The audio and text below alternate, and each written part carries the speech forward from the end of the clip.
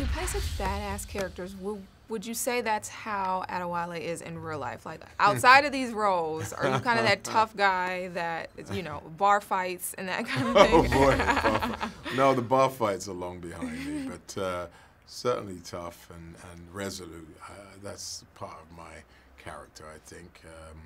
But I certainly drew upon some of my early experiences in my upbringing that, you know, you import into these characters, you know, definitely. But I think I'm more measured now. I don't think I'm the Atticus, that's for sure. I love the name. What drew you to this story? I mean, I think everyone loves the story of Pompeii or the history of it. Yeah, I mean, there were two elements. I mean, first of all, the story is a true story, a phenomenon in the history of Mother Nature. Yeah. You know what I mean? The eighth wonder.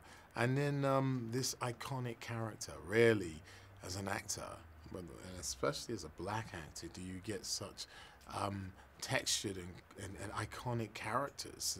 You know, here's a guy who's enslaved from Africa who rises to become the champion gladiator of Pompeii.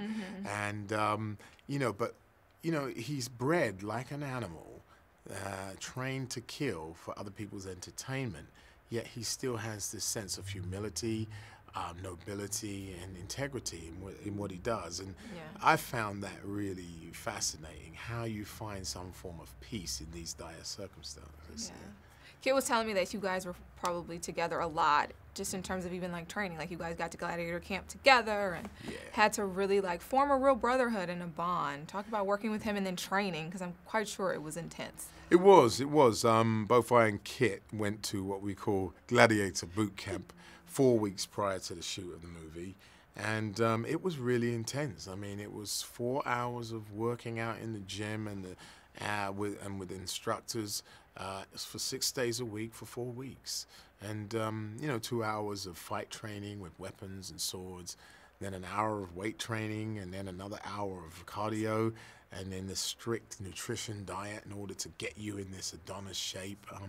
It was all worth it, but it was, you know, I was just glad me and Kit did it together, and we chose to work out together to develop this bond that we were going to have to convey on the screen as characters. So it really worked, and you know, he's such a lovely guy as well. So it's not difficult to like him, you know. But the difficult part was to not like him at the beginning. But that was easy because we didn't know each other, so it played off. I asked him, I was like, could you take Adewale? He was like, maybe, I don't know. He's fast. He's really fast, and he's skillful. He was using two blades, left and right hand. So I had to take my hat off to him. You know, he really picked it up quickly. And some of our scenes that we did, it was very intricate for him because he's using 2 blades. So, you know, I take my hat off to him for the skill, but the strength, I don't know.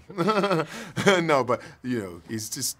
You're not going to fight, Kate. He's just too lovely as a guy. All right, well, speaking of fight, I picked some of the guys that you have been in movies with. If this was your last battle for freedom and you had to go up against Jason Statham, The Rock, Chris Hemsworth, or 50 Cent, who would you pick, and who do you think you'd beat? I would like Chris Hemsworth because he's got the hammer, I've got the axe. And, you know, we're about the same size and physique, and I think that would be a good match. You know, who would win?